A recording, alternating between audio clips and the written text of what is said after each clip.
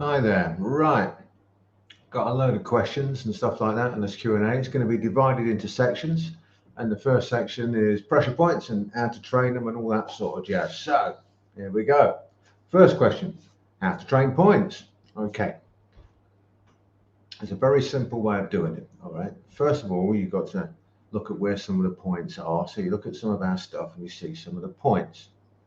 So you think to yourself, where do these points appear, or where does that limb appear, whatever, in a technique? So, for example, if you're doing a technique that involves grabbing hold of somebody's arm, have a look, see what points are on the arm, and then narrow it down to what points are in the area that you're grabbing hold of for whatever reason. And then you can start to think, right, well, if I'm doing this technique and these points are there, let's see what happens when I start to use them. You do the same with striking. So you then begin to see where these techniques have got points there. So you understand that the points, you don't need to go looking for them. They will be there as you're doing the technique. And generally what you'll find is the better your technique, then the more times you will see these points and see how they appear and that they're there for you. And then when you start to understand how to use them better, you make your technique better. And as your technique gets better, you start to use them better. And you get on this spiral going up of improving everything that you're doing.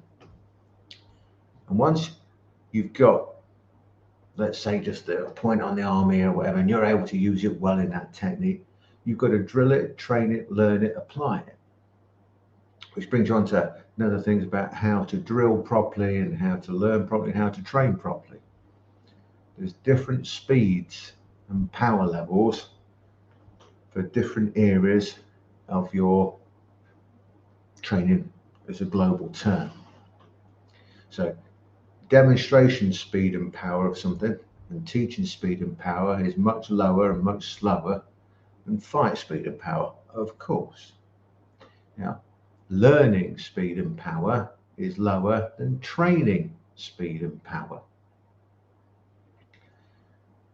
Drilling speed and power can go from very light speeds, low power, right the way through to quite high speed and quite high levels of power, depending on the level of knowledge and expertise and ability of those taking part and what you're actually working on. So you've got to understand how drills can be very, very different and very much should be personalized.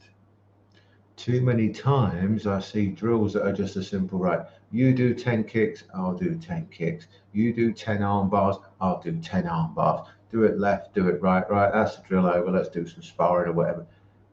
That's not drilling. Proper drilling is that you're doing something with a purpose in mind. And your training partner should be helping you do that and letting you know how it's going. So if you're trying to do an arm bar, for example, your training partner should be able to tell you where and when that arm bar is starting to go on or not. Do they feel they can get out of it easily? Can they get out of it easily? Does it feel locked in place properly? Do they feel that there's no wiggle room? All the gaps are taken out. All of these sort of little things that make up the proper technique are what you should be drilling as you then add the points to what you are doing. Because the points on their own won't make a bad technique good. But what they will do is make a good technique excellent. And that's what we're after. We're looking for excellence in everything that we do. So you've got to drill it properly, train it properly, then you can apply it properly. Okay. And if you don't understand drilling and stuff like that, that's a whole big subject on its own. And if you're a coach, you should understand drilling. Okay, so the next question, we don't want to spend more than 4 or 5 minutes on each question at the most. So, how to do heavy hand? Okay, I get asked this all the time. I keep saying, well, it's on DVDs and stuff like that, which you should own. It really is quite simple. Okay, I ask people, do this all the time, seminars, training courses, a lot. How heavy is your hand? People say things like £3, £4, 1 kilo, 2 kilo, whatever. So, oh, it's about that. I say, well, and then you get occasionally you get somebody go, as heavy as you want. That's the guy to listen to. If you think to yourself that your hand only weighs £5 and you hit someone with it, hit them on the arm with it, you only hit them with £5. The arm's out like that and you hit on it, you only hit them with £5. So £5 dropping down the arm is just a bouncer. If you imagine that your hand weighs £200 and drop it on, it will go right the way through and crush their arms to the floor. So you've got this douche with it. Douche is a technical martial arts term, by the way. So you get this feeling of heaviness in your hands, like boom. And that feeling of heaviness should be in everything that you do. We call it heavy hand because that's where people learn how to do it. So you learn with a boom.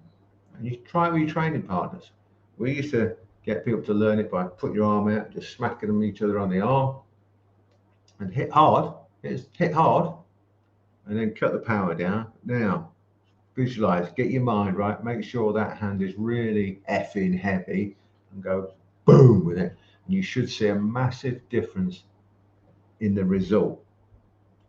And that's how you learn it. And then you just train it from there and drill it as per what I mentioned before about training and drilling so that you can then apply it. Because it's little point if you can only do it once like that. You've got to learn it, train it, drill it so that you can apply it at all times. Then you'll find that heavy hand can be a heavy elbow, heavy headbutt, heavy knee, heavy kick, heavy grappling. People talk about weight bearing and grappling and being heavy. Well, there you go. That's another example of it. Okay. So next question, I've got them over here. So what do you mean by players to the game? Okay, that's quite simple. They are the little constituent parts that make a technique work. So you can break it down to things like the correct angle, the correct distance, speed, power, follow through on a punch, for example, the direction of the strike, the pressure point, which is one player. All right. So you've got all of these things that are used to make a technique work. Misalignment, correct weight distribution, leverage, all of these things, creating a base, fulcrums, blah, blah, blah. There's lots and lots and lots of little bits that make a technique work. So what we specialize in doing is teaching these little bits so that you can make your technique as good as it can possibly be. Because I keep saying to people that excellence is just lots of little things done well. So when we look at the players, if you like, each individual bit that makes things work, if you do everything well, just lots and lots of things quite well, it adds up to excellence. I'll give you a little example of what I mean. We all know things like boxing, right? Somebody's got a really dynamite right hand, but they got crap footwork, crap defense. Left hand is not worth a proverbial, right? It's slow, it's telegraphed, but it's as powerful as a powerful thing. So if you get hit with it, you're unconscious. But all those other things are wrong. So the odds of that guy landing that big right hand against somebody who's skilled is pretty low.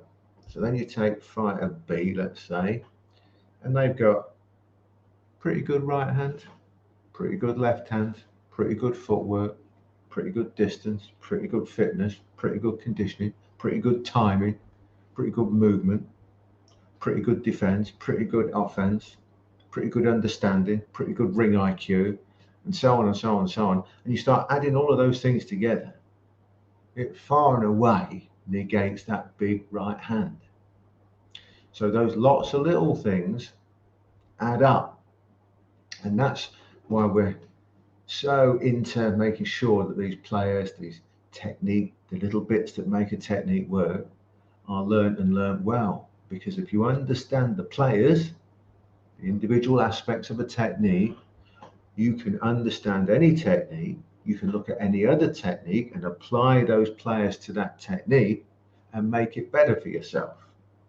So that's why we stress these players, because they're the individual constituent parts of every single technique that you do. Don't matter whether it's striking, grappling, whatever, anything involves these players. And once you understand how to apply it in different areas and apply it to every other technique, then you truly understand players and you truly start to understand techniques, and therefore you become a principle-based learner, a principle-based instructor. So you can teach a principle of these players and end up with more techniques than the guy who just starts to try and learn techniques. That is super, super important. Next one, some pressure point myths for you. These are things I keep hearing out on the old interweb. You know, the interweb, the internet thingy.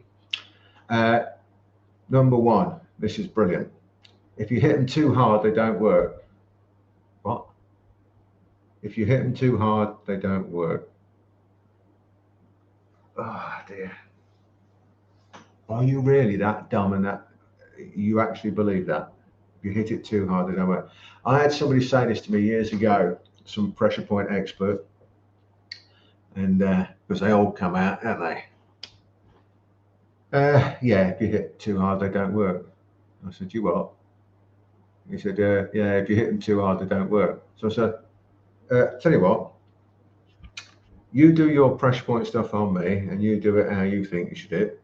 Then I'll do my pressure point stuff on you and I'll let it so fucking hard you won't believe it. See which one works best. Didn't want to do that game. Don't know why. Maybe it's because it's a load of old bollocks. The harder you hit, the better it works. End of story. Right. I said, if you put your tongue to the roof of your mouth, it stops all the other pressure points from working.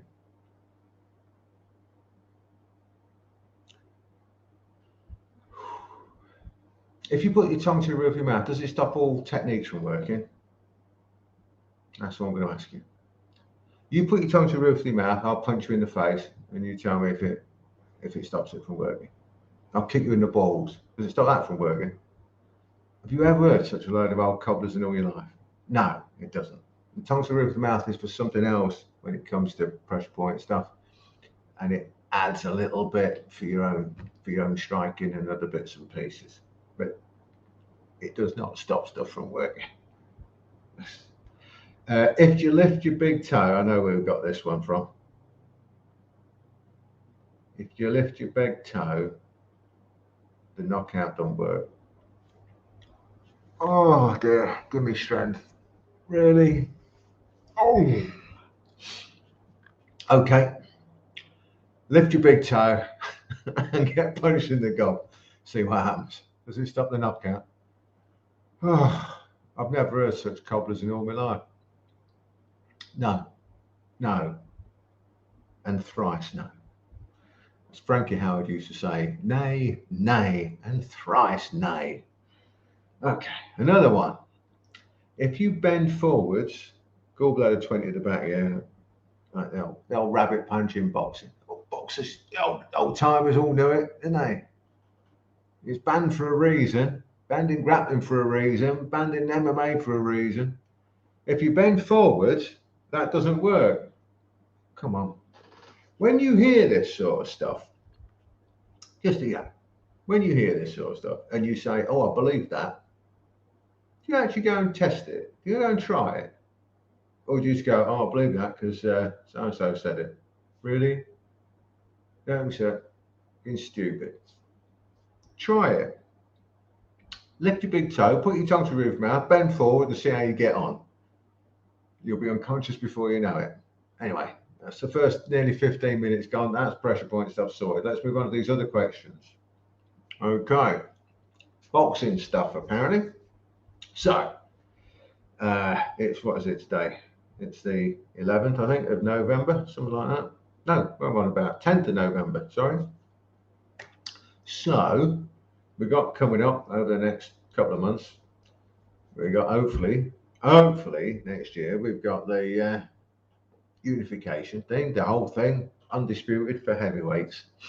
That's as long as Tyson Fury gets past dangerous Chisora. Can't stand that fella. He bit Big Paul.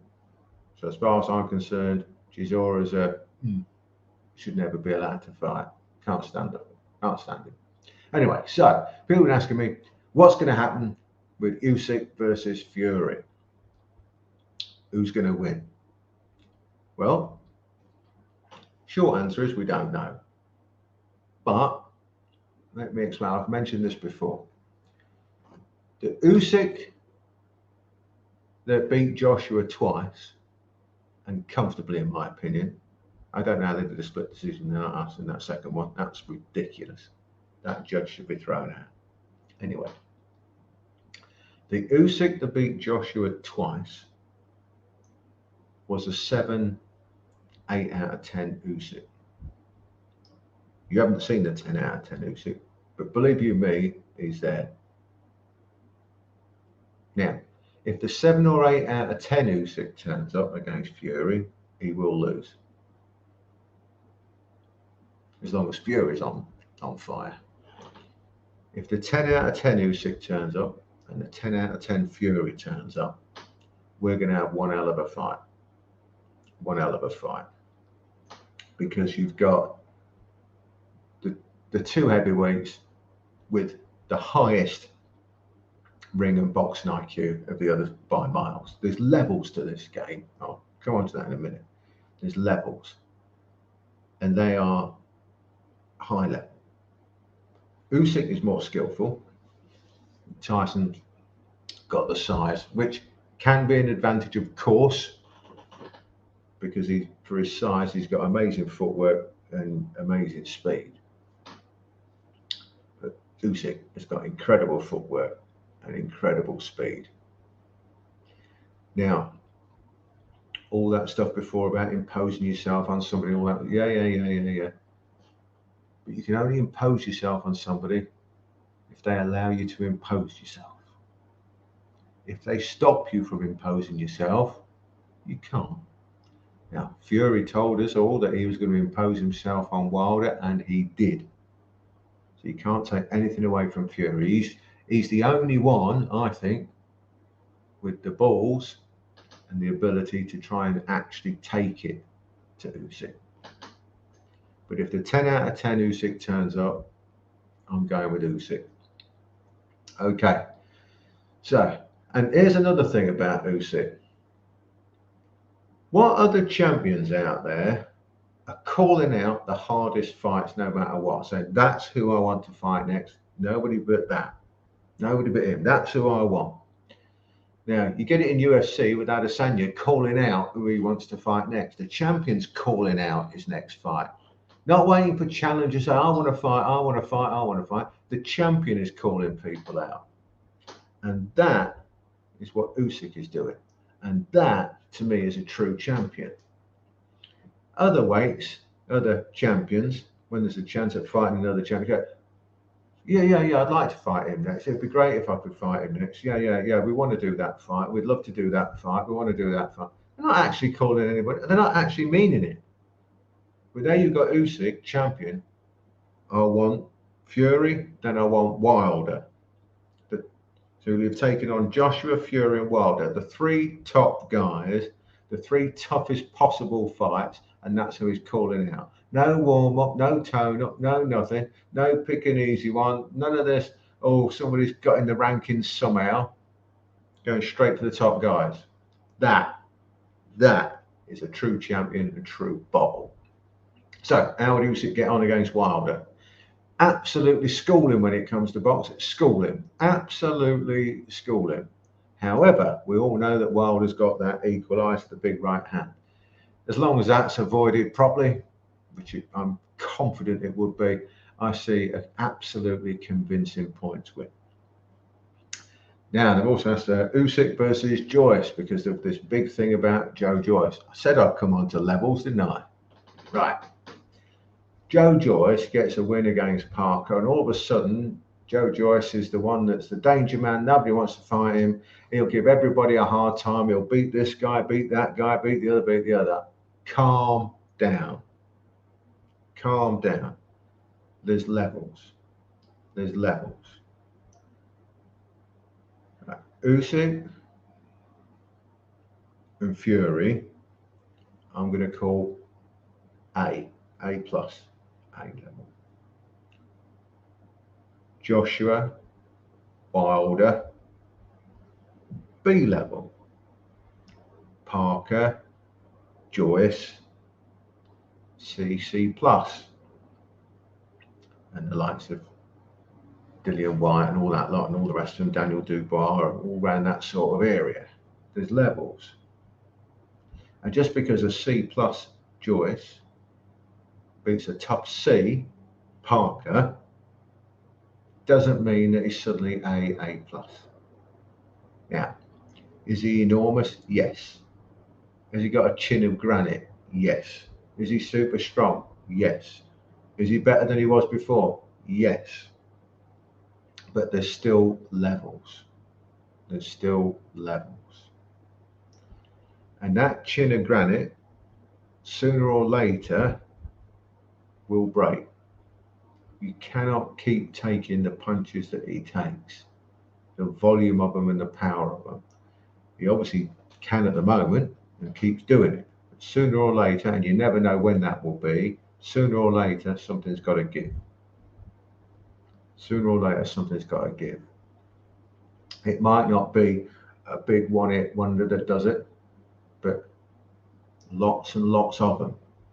We used to say it's a bit like a Chinese water torture thing. This doesn't hurt, but keep doing it, keep prodding it, and after a few, it starts to hurt and it gets effing annoying. And so it is with the chin. One punch might not do it, but you keep getting it there, and I don't care who you are, you keep getting it, it will get you. And that's what I fear for Joyce, that his defense is just too open, and the likes of Fury, Wilder, Usyk will just keep hitting him. Wilder will take less punches to do it than the rest of them, I'm sure, but Usyk's got the accuracy as well. And they've already fought, and if you watch that fight, you'll see what Usyk did to him. Now, admittedly, it was a long time ago, and they're both better, but yes, but Usyk's much better, and Joyce is just better. So there you go. And even if they got better at the same rate, Usyk will still beat it. So that's that. So the next slide is general training. Okay, what do I recommend for general training as martial artist or boxing, blah, blah, blah? Well, when it comes to training, it's an individual journey for you. It's your own personal journey. So what I recommend for person A may not be right for person B, because they may have different outcomes as what they want to get. You might have a different path that you want to take. You might have a different goal, and everybody has got a different goal, apart from boxers who want to be world champion, right? But what I would say is that regardless of what you're doing, you've got to give yourself a decent level of fitness, decent level of conditioning, decent level of technique, decent level of power, decent level of speed. You see where I'm going with this? Lots of little things done well equals excellence, doesn't it? And if you're pretty good, decent, okay at lots of things, the sum of all those parts is greater than the, you know what I mean? Greater than the whole. So what you end up with is a situation whereby, even though you can't kick high very well, but you can kick to the shin, you can kick to the waist height pretty good. You haven't got a single knockout punch, but your punch hurts when it lands, and you can land quite a few of them. You haven't got the best speed, but you've got good timing, so you do land on people. You've got a decent level of understanding of distance and angles, so it makes it difficult for the other guy to hit you all the time. You're able to defend quite well, not get hit much. You see what I mean? All these little things rounding up, and it helps you to become better. So just think of lots of little things done well. Then you've got to think about how you train. We often talk about the intensity of training. And I don't just mean that you get hot and sweaty because you're going balls out. I'm talking about intensity of learning as well. Because when you're drilling something, the intensity of that drill is how much it's improving you. How much is it improving your technique and your understanding? If you're just going hard and fast and getting hot and sweaty and not really improving anywhere, then you're having a workout, and that's different. That means that if you're truly being coached, you're not. That means you've got a trainer, not a coach. There's a huge difference between the two.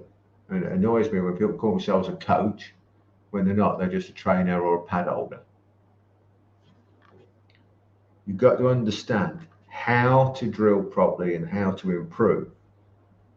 And that's key to it. Once you understand that, your training and your ability levels will go through the roof. Your intensity will go through the roof.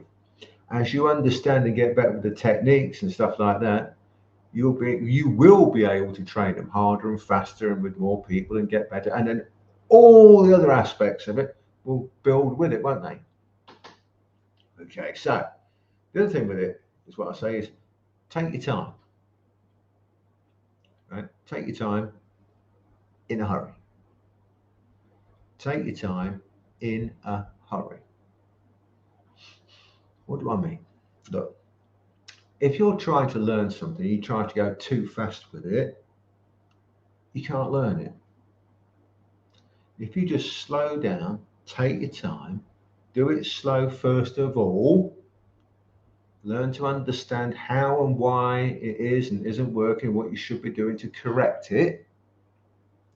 So once you take that initial time slowly to really train it, learn it, drill it, and apply it properly, then you can speed it up so that you can see that it's working for you in all different areas.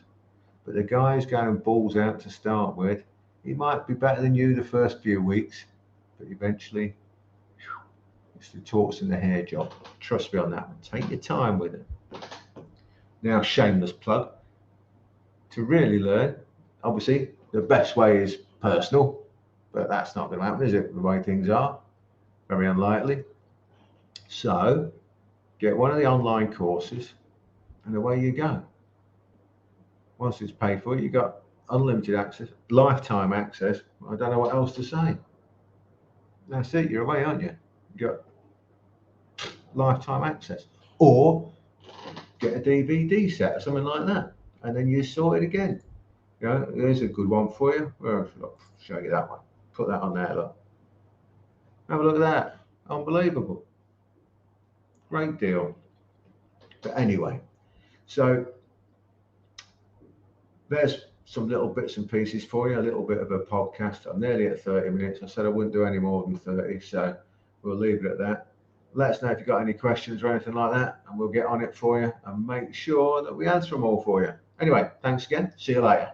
Bye-bye.